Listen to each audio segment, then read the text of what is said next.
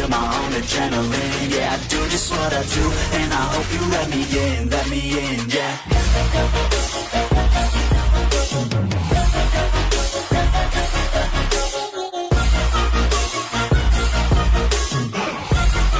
Hello and welcome back, fellow anime lovers, to Cypherfics. I am delighted to have you join us once again in the world of fanfiction and fantasy. This is the first part of What If Issei, Rias Meet BROLY. Special note, this fanfic is written in a masterpiece of Liquid's wrath on FANFICTIONnet. Do check and support the author too. Now smash the like, share and subscribe button for more. Also press the bell icon so that you never miss such great parts. Thanks for the introduction. Now let's dive into the world. The Saiyan race once held the strongest warriors that the galaxy had to offer until one day the entirety of its race and planet were wiped from the galaxy from a tyrannical ruler known as Lord Frieza. My lord, all of the Saiyans have been exterminated just as you planned for, Zarbon said. Indeed, but it seems that a couple of the Saiyans have escaped the blast. I was hoping to kill off all those dirty monkeys, but I guess you can't have everything, Frieza said as he smiled sinisterly. What should we do with the remaining Saiyans then? Dodoria asked. We will find them eventually. I don't have time to look for children. This universe will be mine to rule, and I will do it with an iron fist, Frieza said as he clenched his fist and started to laugh. The Saiyans were one of our most useful people to use for our game to capture planets and destroying cities, Captain Jinyu said. It doesn't matter now. I was only following the God of Destruction's orders. Besides, I hated those disgusting apes the moment my father introduced me to them. But I failed to kill them all off, and I hope that Lord Beerus doesn't find out about those remaining Saiyans. Frieza honestly spoke. What should we tell the remaining Saiyans that work for us? Jace asked. We will just tell them a meteor collided with the planet and it destroyed it entirely, and do not speak to anyone else about what happened here, Frieza said as he smiled. Yes, sir, all of the Frieza force yelled. 30 minutes ago. Sire, what is going on? Why have all the Saiyans been ordered to come back to Planet Vegeta? A Saiyan asked. King Vegeta didn't like where this was going. I don't know, but I think that Frieza might be planning something big if he is summoning us all, King Vegeta said as he clenched his teeth. Everyone in the throne room was shocked to hear that from their king. Paragus didn't like this news, so he decided that he should steal a pod and send BROLY away if something were to happen. Should we do something then? We shouldn't just stand here and wait if something happens, a Saiyan guard said. I'm going to send my son the prince away. Nappa, I want you to take my son and 3 other Saiyans with you.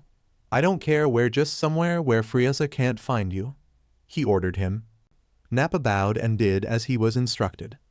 Paragus left in a hurry while King Vegeta was distracted with Nappa. Where is Colonel Paragus? The king asked. I don't know, sir. I think he left the moment you were distracted. King Vegeta slammed his fist against his chair and he stood up. Find that traitor and bring him to me. He has abandoned his post and is trying to flee the planet. I want him brought back alive. The king ordered his troops. What about Frieza? I will deal with him alone, so hurry up and find that traitor. The Saiyan guards saluted the king and left in a hurry. Paragus retrieved his son and were headed towards the pod.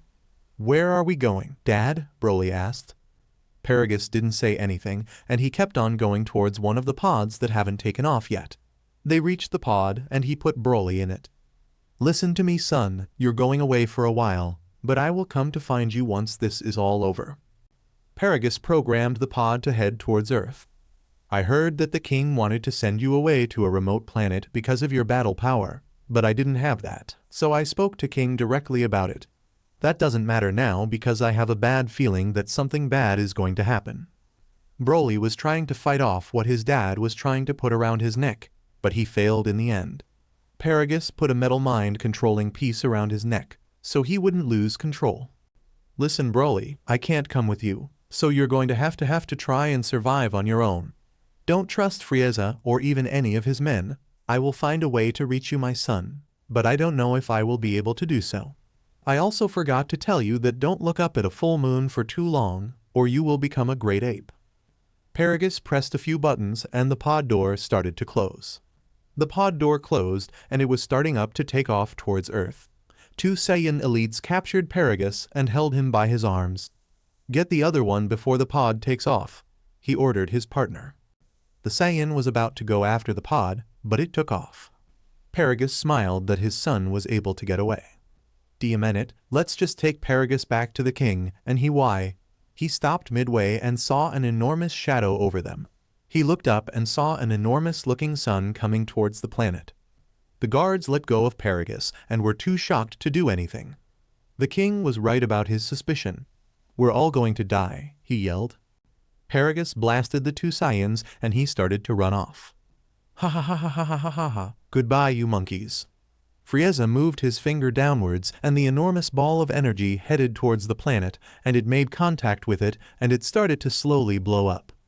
Frieza's scouter started to go off, and he saw that the Saiyan population started to go down drastically until it hit 0. BROLY saw what happened to his planet and his father, and he started to get angry, but the collar held back his power. All he could do was get angrier and angrier until he just passed out. The pod kept its course for a while until it reached Earth's solar system. Scene break. Azazel was in his office trying to figure out a plan to capture his traitors who went rogue.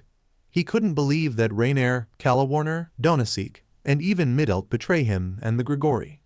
He had to think that they probably joined up with Cockabeel since all he spoke or even knew about was war and nothing but war. Azazel sighed, and he rubbed the bridge of his nose in frustration and even sighed. He leaned back in his chair and looked up at the ceiling. "It seems that you're always filled with trouble, sir," Barakiel said as he walked in with more paperwork. "I told you to just call me Azazel. I don't want any intense respect from a friend. Besides, no matter what I do, I'm always being betrayed or even worse," Azazel honestly said. "What seems to be the problem now?" Barakiel asked. "You remember Rainier's team? They went rogue and probably joined up with Cockabeel to start up another war or something," Azazel said as he got back to his paperwork. Barakiel smiled at him and put the stack of papers on his desk. "That reminds me, how is Aquino, by the way, if you don't me asking? You don't have to answer since I know it's a strong subject to talk about," Azazel said with a frown. Barakiel scratched the back of his head.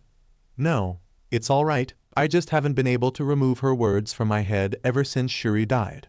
I don't know if I will ever move on because in my heart it feels as if it's slowly tearing apart since Aquino was right," Barakiel said with a sad look. "Hey, don't blame yourself over that. I should be the one at fault since I was the one that told you that I have a special mission for you. And like you said, it just seems that I'm filled with trouble," Azazel said as he dropped his pen on his desk. Barakiel smiled again, and he turned around to leave but stopped in the middle of the room. "Azazel, you shouldn't beat yourself up too much. You may have the worst luck in the world, but you're an honest man and that's why I respect you a lot." Barakiel started to leave again, but Azazel stopped him. "Where is Aquino anyway? Is she doing fine?" Azazel asked. "Yay, she is doing fine. Last I heard was that she joined Rias Gremory's peerage. And Azazel, I think you should take a short break. You deserve it, and besides, we will find Rainier's group and bring them in," Barakiel said as he left the room. Azazel chuckled and shook his head. "Diamenu, Barakiel. You know how to cheer someone up even in the worst of positions." Azazel stood up from his seat and he grabbed his coat and headed outside to clear his mind. He walked around the silent and dark town of Kuo. He breathed in the air and he exhaled out his mouth. "I think Barakiel was right. I think I needed a break," he said to himself. He looked up at the sky and saw multiple stars. He kept on looking at the sky until he saw something coming towards him at an intense speed. "Is that a meteor?" he asked. The object kept coming closer and closer towards him until it flew past him and landed in the park. Azazel and his mind of exploration went to go see what that was, so he let his wings out and he flew towards the crash site. He reached the area and brought his wings back in and saw a big-looking rock in the middle of the park. There were lots of trees and bushes around it, so it really couldn't be seen. Azazel walked up to it and saw it had a small window. "This isn't space rock, it's a ship." He looked around to see if there was anyone around, but it was just him. He walked up to the window and looked through it to see if anyone was in it. When he looked through it, he saw a kid inside of it, but he was asleep. "What the hell?" "What is a child doing inside of a ship?" he asked as tried to find a way to open up the ship. Azazel couldn't figure out how to open up the ship, so he just punched out the glass and pressed the most important button, and it opened up the door. As the doors opened up, BROLY's eyes shot wide open, and he flew out of the ship and tried to punch the strange man in the face, but Azazel luckily moved out of the way. "Hey, calm down, kid. I'm not gonna hurt you," he tried to reason with him. BROLY didn't listen to him, and he started to get angry, but the collar restrained him, and he wasn't able to fight anymore. "Hey, I'm not gonna hurt you. I'm trying to." Azazel stopped talking when he saw a monkey tail. "This can't be. How is this possible? Are you a descendant of Sun Wukong?" he asked. BROLY didn't respond to him, and he kept his distance. He looked around to see where he was, and he saw that he was at Earth just like his father said. "Who are you and what do you want?" BROLY asked. Azazel put his hands up. "My name is Azazel, and I'm not going to hurt you." BROLY was still on edge, and he kept his guard up. Azazel reached into his pocket and pulled out a chocolate bar, and he was handing it over to him. "Here, take it." BROLY walked up slowly to him, and he sniffed the food before doing anything. "It's food, take it," he said again. BROLY grabbed the bar of chocolate, and he threw the whole thing in his mouth, and he started to eat it. "I think you were supposed to take off the wrapper before eating it," he said as he laughed nervously. "Okay, this doesn't make any sense. Is he a descendant of Sun Wukong? Because if not, then who in the hell is this kid? He is only a kid, and he arrived in a ship. But where did he even come from?" he asked himself. "You got a name, kid?" he asked. BROLY was still eating the chocolate bar and the wrapper until he just swallowed it whole. "BROLY, my name is BROLY," he said as he kept looking around until he looked up and saw the moon. As he did that, he remembered his father's words, and he quickly looked away. "All right, BROLY, where are you from?" BROLY didn't answer that, and he ignored him again. Azazel held off the questioning for later, so he decided to bring the kid back to his home. "Hey, BROLY, I got more chocolate at home if you want some more." BROLY looked up at the man and walked up to him. Azazel smiled, and they headed back to his home. He was still shocked to see a kid in a ship, but with a monkey tail. He still couldn't decide that the kid is a descendant of Sun Wukong. They reached his home, and they entered it. "Did you enjoy your walk, Azazel?" Barakeel asked, and he saw a kid beside him. "Who is that?" "This is BROLY. He may look small and fragile, but he is something else," he responded. BROLY saw another man, and he had his guard up again. "Hey, don't worry about him. He's with me." "Calm down, BROLY," he said. BROLY calmed down, and his collar didn't go off. Barakeel looked at the kid more carefully, and he saw that he had a tail. "Azazel, do you see that? This kid has a monkey tail," Barakeel said as he backed up. "I know, but I get this feeling as if he isn't a descendant of Sun Wukong.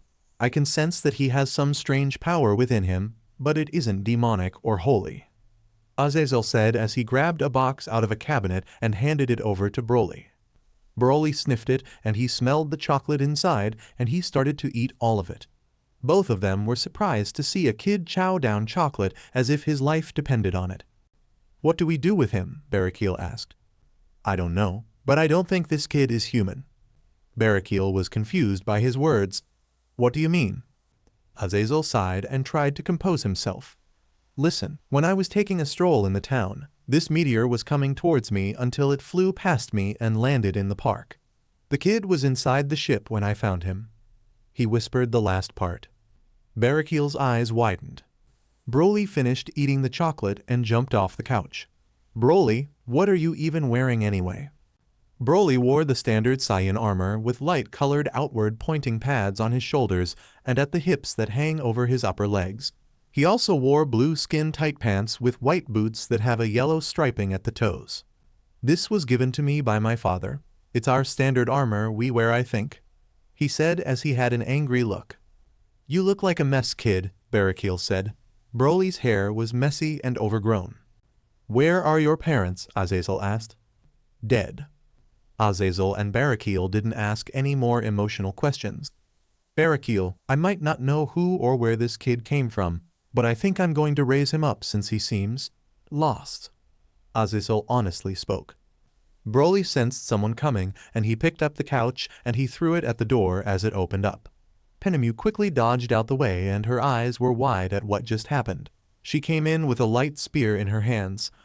Azazel and Barrakiel calmed Broly down and Penemu was looking at the two with an angry expression. Both of them were too shocked to focus on Penemu after what Broly just did. They couldn't believe a kid was able to pick up a couch with ease and throw it. "What the hell do you think you're doing, Azazel?" Azazel looked up at her. "That wasn't me or Barrakiel, that was the kid." Penemu looked down at the kid and she looked back at Azazel and had an expression that said, "You have to be kidding me." Penemu looked back down at the kid and saw he had a monkey tail. What? Is he a descendant of Sun Wu?" "No, that is what I believe so far," Azazel responded. "Why is everyone getting surprised because I have a tail? That's what every Saiyan had the moment we were born," he said as he sat down. "A Saiyan? What is that?" Barrakiel asked. "It's a warrior race. That's what I am, a Saiyan, Mr. Azazel," he said. "You don't have to call me Mister, you can just call me Azazel. And that woman you nearly killed, her name is Penemu, she's with me. But I have to ask, how old are you even?" "I have never seen a kid pick up a couch without breaking a sweat," Azazel asked. "I'm only 5. Everyone in the room went wide-eyed at hearing his response. "Okay then, listen up the two of you. I don't want anyone to find out what we found, all right? Broly is only a kid and he could handle himself. But if the devils or even the angels found out, then I think they will try to get their hands on him." "What are you going to do with him? Are you going to experiment on him?" Penemu asked. "No. I'm going to raise him like he is one of my own. Just don't tell Issei or anyone else." All right. We won't tell anyone, boss," Barrakiel said. Azazel wiped the sweat from his forehead and he walked up to Broly and tried to see what this metal collar is around his neck. He has never seen anything so high-tech before. There were no screws or anything that could be popped open to see what this device is. "You mind if I take a look at that thing around your neck?" he asked. Broly stood up and had a serious expression. He barely knew anyone in the room, and if anyone was to try and mess with his shock collar, then he could probably die. Azazel backed off and he put his hands up. "I won't touch it, kid, so don't worry." "I'm hungry," Broly stated as he wanted to change the topic. Azazel stayed quiet for a bit until he busted out laughing. Barrakiel couldn't take it any more of this kid, so he left the house and Penemu went to her room and started to work on some paperwork. "All right, kid, I will make you a feast that you will never forget," Azazel said as he gave him a cheerful smile. Broly smiled back and he sat back down and waited for his new possible friend to make him some food. "I haven't really had anyone like you in my life, or even someone that even has a monkey tail come into my house and eats an entire box of chocolate and still be hungry afterward," Azazel said as he started to make some spaghetti. Azazel poured some of the noodles in the pot and looked at the box for a couple seconds. "Oh, what the hell?" He poured the rest of the noodles in the pot and waited. "Hey, kid. Have you ever heard of devils, angels, and fallen angels?" Broly looked up and had a confused look. Azazel saw his expression and he saw that he has never heard of them before. "What about dragons?" Broly was still confused. "This is going to be harder than I thought. So you're not a devil or an angel or even a dragon. Wait, do you have any magic power?" Broly wasn't confused anymore and he stood back up. "You mean this?" Broly raised his arm up and shot a Kai blast at the wall and it exploded, making a huge hole in the wall. Azazel had to process what just happened. He has never seen such magic before and he hasn't seen a kid to use extremely powerful magic before. Penemu ran out of her own room and went to go see what that explosion was.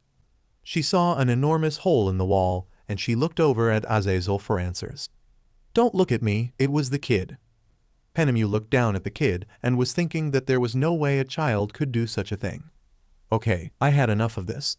Just who is this kid anyway? If you say he isn't the descendant of Sun Wukong, then who or what is he?" Penemu ranted. "Penemu, trust me on this. I don't know and I only asked him if he had any magic power and he just shot at the wall." Azazel defended himself. Penemu walked up to Azazel and started to whisper. "Are you going to raise him up as a war machine or something?" "No, of course not. I told you already, I'm going to just raise him up as if he is one of my own. Peninu turned around and looked at BROLY and saw he was fast asleep. I hope so, Azazel, because if you don't, then I don't want to see just how powerful he is when he is grown up. Yay! But I want to help him remove that collar around his neck and learn more about him and where he came from. Peninu was about to leave, but Azazel said something to her before she left. Don't let him sleep on the floor at least. Bring him with you at least. She sighed, and she picked him up and carried him to her bed. She kept looking at his face and saw how cute he was. She put him in her bed and covered him up. I hope Azazel did the right thing here because I want this to come back and bite me, she said as she looked at BROLY. Scene break. My lord, it seems that Frieza has done what you have told him to do. The Saiyan race has been wiped out, and it seems that there are still a few Saiyans alive, Wise said as he looked at his staff. Rias was resting on his chair and he had his feet on the table. Well, I guess those annoying Saiyans finally have been put in their place for once. All they ever did was fight, fight, and fight. I did tell Frieza to kill them all, but I see he is too blinded by killing them that he forgot to kill the Saiyans that are still alive, he said. What about that prophecy you wondered about? It was something like Super Saiyan God or something, Wise asked. Rias yawned, and he put his hands behind his head. It doesn't matter anymore.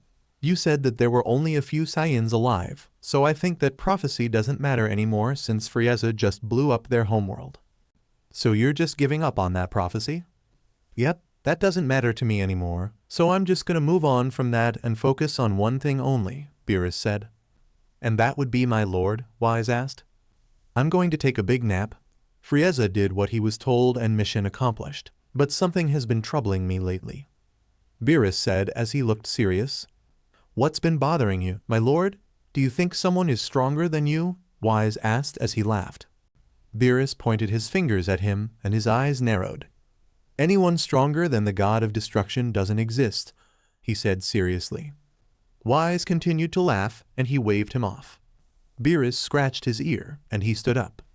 Forget about that. What I'm trying to say is that I felt raw, untapped power come from 3 Saiyans that were born on the same day. Their power was different from any other Saiyan. Do you want me to find them? Rias gave up on thinking and headed towards his bed. It doesn't matter at this point. Wise, wake me up in 15 years, all right? Rias said as he got dressed in his PJs. Very well then. Rias fell asleep and Wise left his sleeping chambers to let him rest. I have a feeling that prophecy you spoke about is true, Lord Rias, and it might come someday. Wise went outside and looked through the sphere of his staff. Great evil will soon come and destroy innocence of lives. How's it going, Wise? The oracle fish asked. Ah, how has it been? Good. Where is Lord Rias? He's asleep. He told me to wake him in 15 years' time, he said. Of course, but make sure to tell him to be careful of the legendary Super Saiyan. A mysterious power clouds him, and if he was to fight him, then I would fear that Rias could be in trouble. That is all I wanted to say, and that is my prophecy for him. Wise put a finger to his lips, and he looked out towards space. Legendary Super Saiyan, you say? How interesting. 13 long years passed by since BROLY landed on Earth and started living with Azazel. BROLY was training in the underground basement that Azazel had to install for him. It was enormous since he needed a lot of space to train, and it cost him a fortune. BROLY was a fine young man now. He had tan skin and his hair stayed the same, long and messy. There were multiple scars across his body. He had one on his left cheek, left bicep, and an X-shape one on his left pectoral, which was the most noticeable. He was flying through the air as he was trying to improve his speed. Hey, kid, I think you need to take a break once in a while, Azazel said as he stood by the stairs. BROLY flew to him and landed in front of him. Sorry, sir, I just have to control my power since I might lose control and destroy the whole town or even city. He apologized. Azazel sighed. You don't have to call me sir. I've known you for a while now, so just call me Azazel and trust me. I will be here to stop you if you lose control. BROLY smiled at him and thanked him. Azazel grinned. All right, kid, I have a little training segment for you. So I want you to fly back there, and I want you to dodge these spears, Azazel said. BROLY flew back and Azazel made at least 100 of light spears and threw them at him. BROLY was dodging them with ease, and he smacked some away as well. He raised his hand up and shot some Kai blasts at some of them, and they blew up. He flew straight at Azazel and launched a punch at him and stopped a centimeter away from his face. Azazel was a bit nervous, but he knew he could trust him. He couldn't believe that BROLY grew taller and even stronger than him. It felt like yesterday that he was only a small child, but now he towered over him. His power was ridiculously strong. His power was bigger than his own and even the Saiyans themselves. "Why aren't you wearing your armor?" he asked. "It was getting in the way, so I just took it off," BROLY said. Azazel looked at him and saw he was only wearing his blue skin-tight pants and his boots that had yellow stripings on the tip. He also wore 2 blue armbands around his wrists. "Hey, get cleaned up. I want to talk to you about something," Azazel said as he went upstairs. BROLY quickly turned around and shot a Kai blast at a stack of sandbags, and it completely was decimated. He went upstairs to take a shower and get cleaned up before talking to Azazel. He came out all washed up and he had the same attire, but this time he put on a tight slim hoodie. BROLY was carrying a sports water bottle and he headed towards Azazel. "What did you want to talk to me about?" "Ah, about time. It took you a while, but please sit." Azazel joked with him. BROLY sat down and looked at him. "All right, I taught you mostly everything about this world and how this world functions. I still think you need to be more prepared since we don't know what will happen, so I got you accepted into a school," Azazel said with worry. "I thought you said I shouldn't go to a school because they will find out about our secret." Azazel leaned back and took a big sip of his beer. "Yay, I know I told you that, but you were only a kid back then and kids don't think." BROLY didn't say anything and waited for him to continue. "Look, you're a grown young man now and you're old enough to go to school, and besides, I feel bad that I, Barakil, or even Penemu can't always be here since we have a really annoying and busy schedule to uphold and all these meetings. I don't really know if you want to count Penemu as a friend since she is always trying to get into your pants, but that's beside the point. What I'm trying to say is that I feel bad that you don't have any friends besides us, and I feel as if I held you prisoner in this house for too long," Azazel said with a sad look. BROLY didn't like seeing Azazel sad since he knew that he couldn't do anything to cheer him up. "I feel like a bad friend, and to make it all worse, I heard that Rainier's little group is in town." "What am I going to be doing then?" BROLY asked. "All right, I laid some rules down to you, but to answer your question, I want you to make some friends, kid. That's all and nothing else, because if you fail school, then I wouldn't care as long as you made some friends. Then I could die a happy man," Azazel said. Penemu entered the house and she saw Azazel and BROLY talking about something. She saw him and quickly ran over to him to see how he was doing. "Are you hurt anywhere? Do you need anything? Do you want me to comfort you in bed?" she asked as she held him tightly. "Penemu, he is fine. We're just talking about him going to school," Azazel said. "Are you nuts? We agreed to not send him to a school because of his heritage and what he can do. He isn't human," Penemu said as she worried about him. Azazel scratched his head. "I'm still not used to the fact that he is an alien, but it's whatever.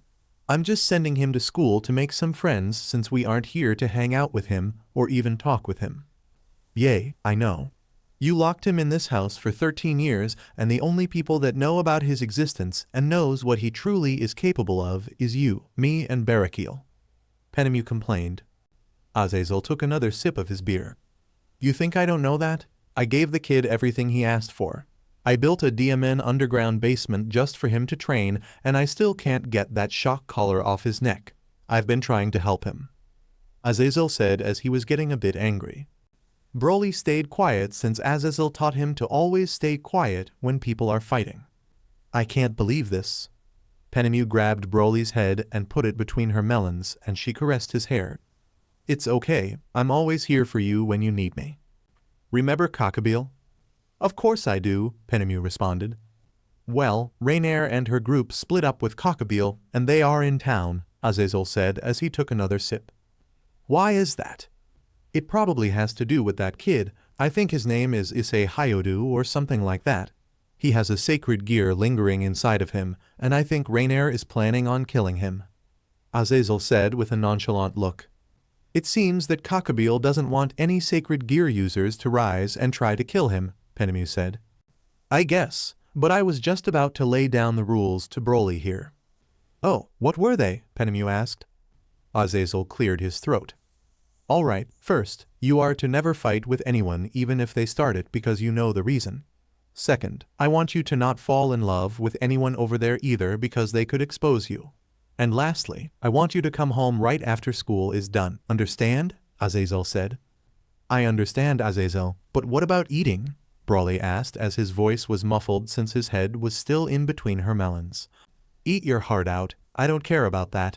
If they do ask, just say I have a big appetite," Azazel answered. "Wait, he can't fall in love? What about me?" Penemu asked. "I don't care about you as long as it's not a person that he doesn't know.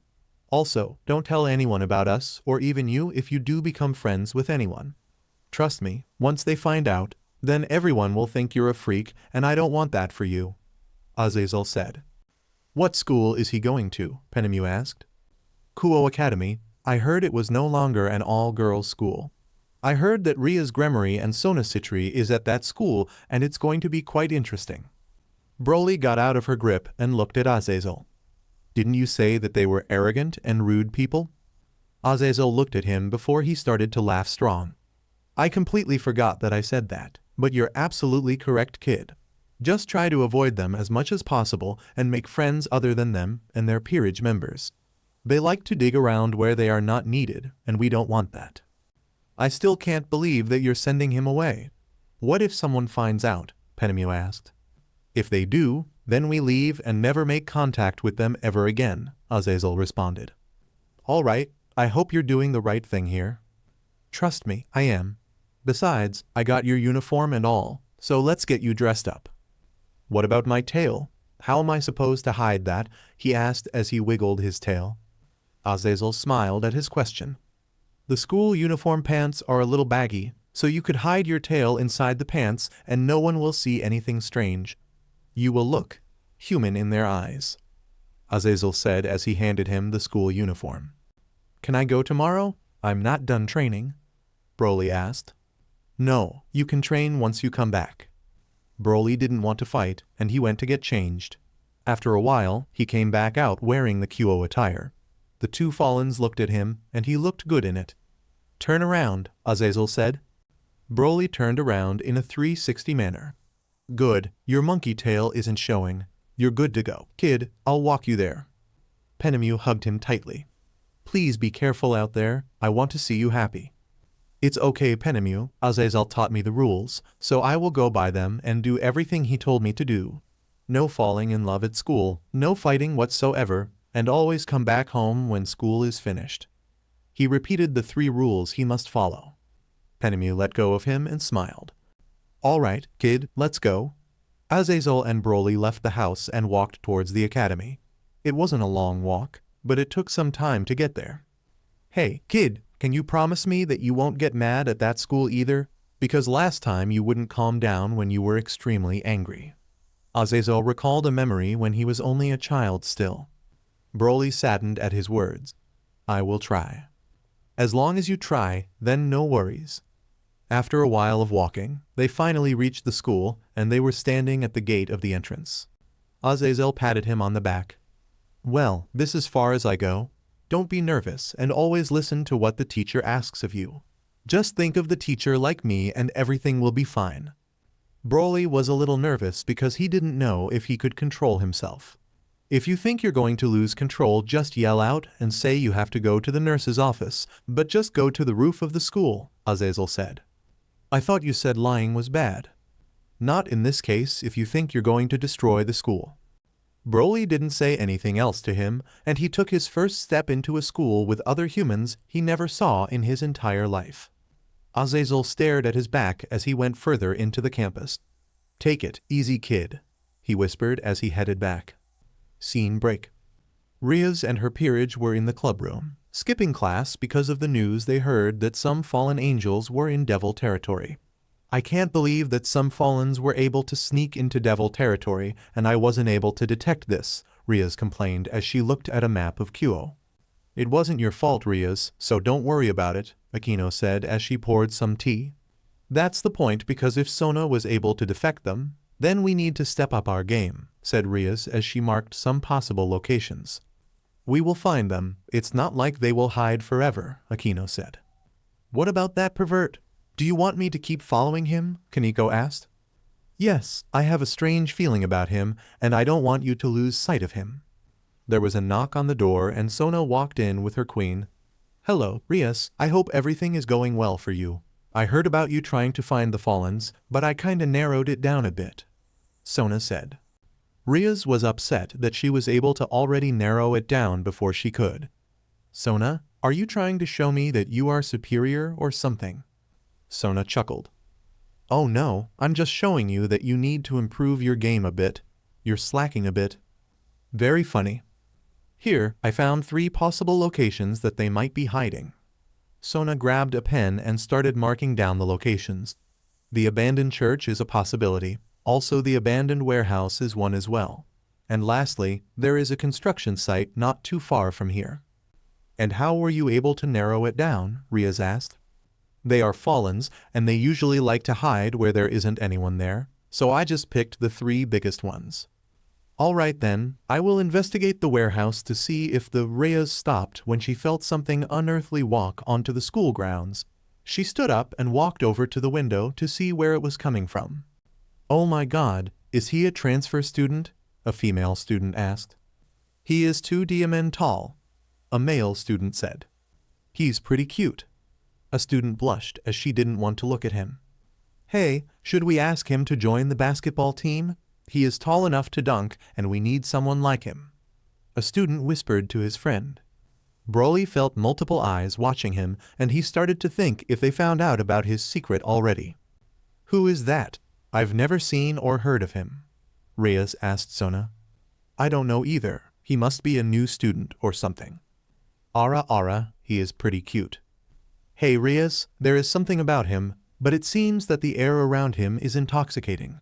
Could he be a devil or even an angel?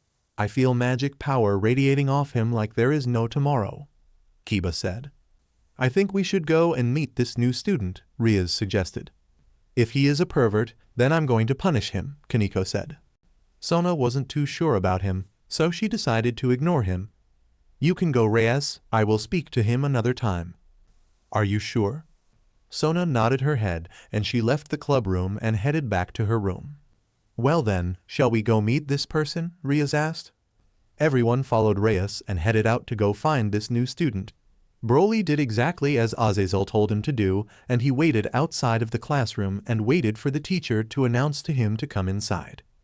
Alright class, we have a new student that transferred here, so please be nice. You may come in now, she said. The doors slid open and BROLY entered the room. He had had to crouch down a bit to enter because of how tall he was. He walked in front of the class and looked around. Holy SHT, you are a tall man, Matsuda yelled out. Issei looked at him and was stunned to see a student like him. Sure, there were some big students, but this guy was built to the core, and he towers over the teacher and all of the students in this classroom. Why don't you introduce yourself? She politely said. My name is BROLY, he said. Is there anything else? She asked. BROLY shook his head and he walked towards an empty seat in the back because he couldn't sit in front of anyone due to how tall he is. Class ended and he was instantly swarmed and he looked around quickly. Hey, do you want to join the basketball club? How did you get this tall? Do you have a girlfriend? BROLY didn't know what to say. There were so many people around him and it made him happy that they were trying to get to know him. But Azazel's words came to him, and he remembered the words that he said to him. Can we be? He was about to ask them to be friends, but Rias and her group came into the classroom to meet the new student. No way, isn't that Rias Gremory and Akino Himejima? It's Kaneko Taoju and Kiba Yuyudo too. They spotted the new transfer student, and they walked up to him. Hello, my name is Rias Gremory, and these 3 are Akino Himejima, Kaneko Taoju, and Kiba Yuyudo. Nice to meet you, Kiba said. Ara, you're cute. Akino said with a tint of red. Hello, Kaneko said nonchalantly. We were wondering if you could come with us, so we could talk with you in private. There is something we want to discuss with you, Rias said with a smile. BROLY looked at her with a serious look and his eyes hardened. He remembered what Azazel told him that Rias' Gremory and her peerage will try to expose him if they ever found out, and he should avoid them at all costs. He knew about angels, devils, and fallen angels, and about their recent war. He knew a lot of this world and what type of people it held. Azazel told him that devils are manipulative creatures. He also knew that they are hiding as well from humans so that they won't be exposed to about their true nature. BROLY stood up and grabbed his bag. He left the classroom and headed straight home as he was told. Rias was utterly confused and agitated that someone just ignored her and ditched. She couldn't think of any human that didn't fall for her charms, but she knew that he didn't have any demonic or holy powers within him. She thought it was another human that had a sacred gear, but it still surprised her that a human was able to not fall for her charms. That didn't go as planned, Akino said with a sad look. He isn't a pervert. I've never felt anything like it. His power isn't holy or demonic, it's like the heat of the sun is coming off of him, Kiba said. I don't know, but I will get to the bottom of this if it's the last thing I do. I will not have some human who thinks he is above me. He had the nerve to ignore me and leave without saying anything. Rias left the classroom and her peerage followed. Should I follow him? Kaneko asked. No, we will try to talk to him tomorrow, but for now, we should try and figure out where those fallens are hiding, Rias said. As you wish, MDM President, Akino said. Scene break. Issei, Matsuda, and Madohama all stayed after school. They were hanging out around the occult research club area. Dude, did you see how tall BROLY was? That man towered over the teacher, Madohama said. He seemed cool. He wasn't chasing any girls around or trying to steal them away. Besides, I wouldn't want to start a fight with him. That man is built and his appearance screams that he trains every day, Matsuda said. Issei stared at the ground as he remembered the transfer student looked at him for a glimpse of a second. He saw sympathy in his eyes, but he wasn't so sure. I don't care about him.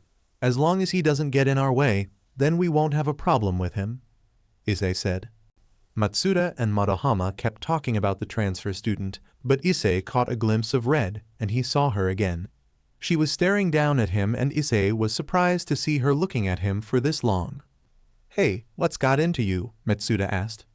Oh, nothing, Issei said as he looked away from the window. He looked back up to see her again, but she was gone.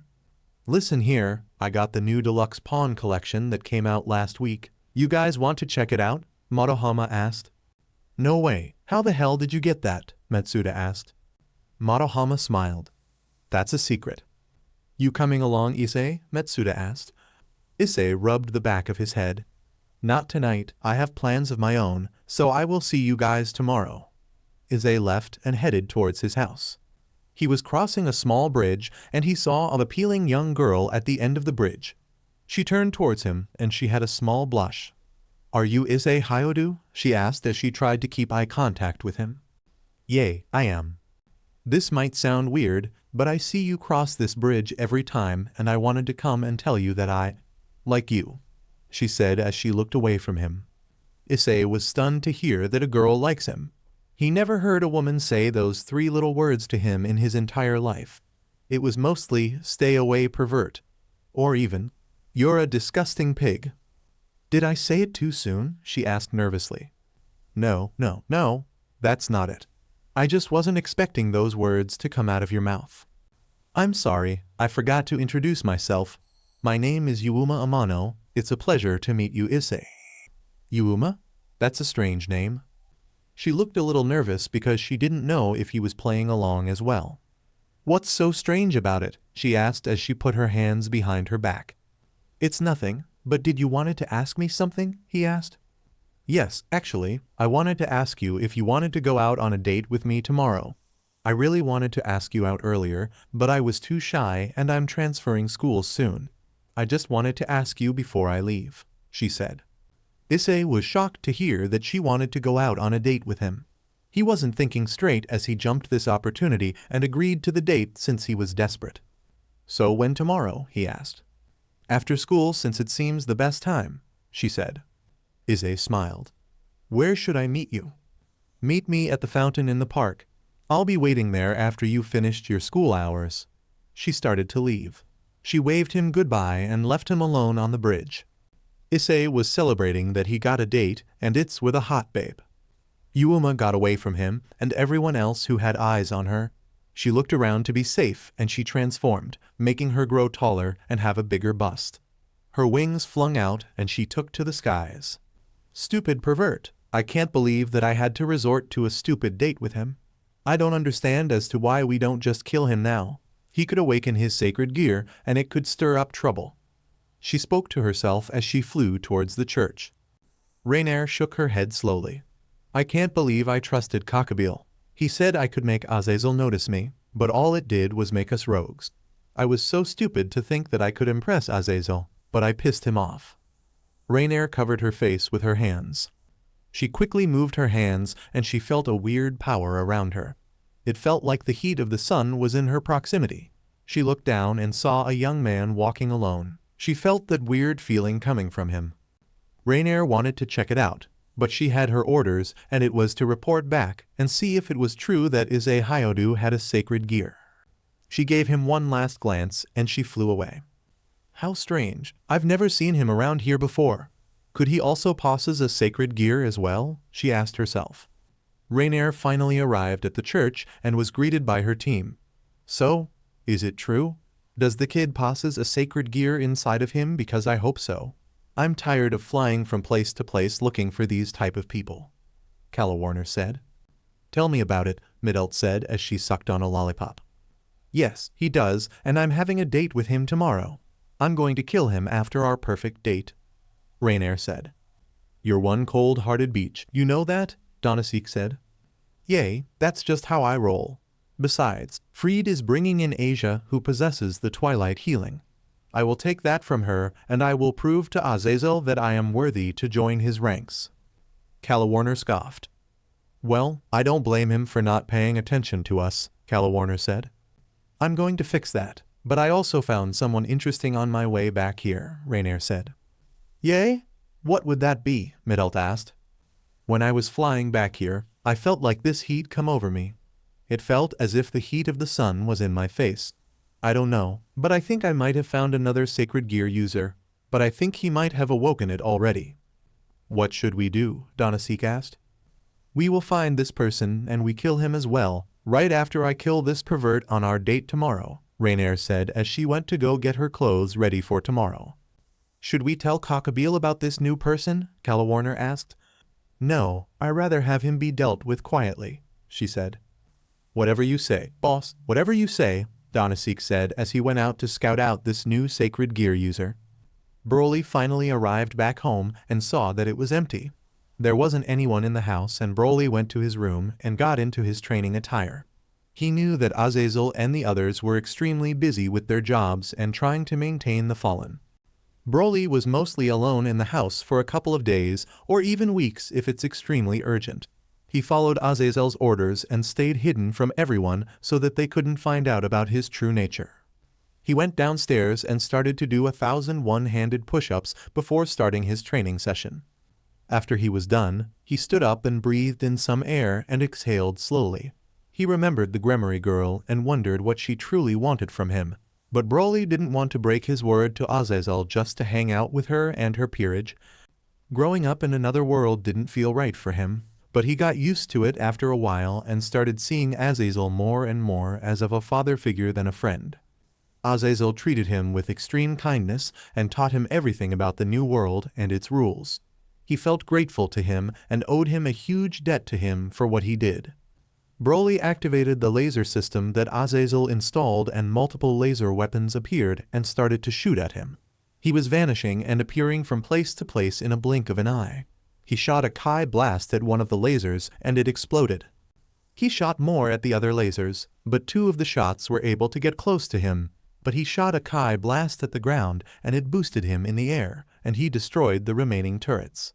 So alright folks, thanks for watching this little part of Cypherfics and Theory series. If you enjoyed it, trust me, there's so much more to discover in the full video and the entire series over on their channel. Head over to cypherfics now, link is in the description, show some love, and don't forget to like, comment, and subscribe to their amazing content. See you there.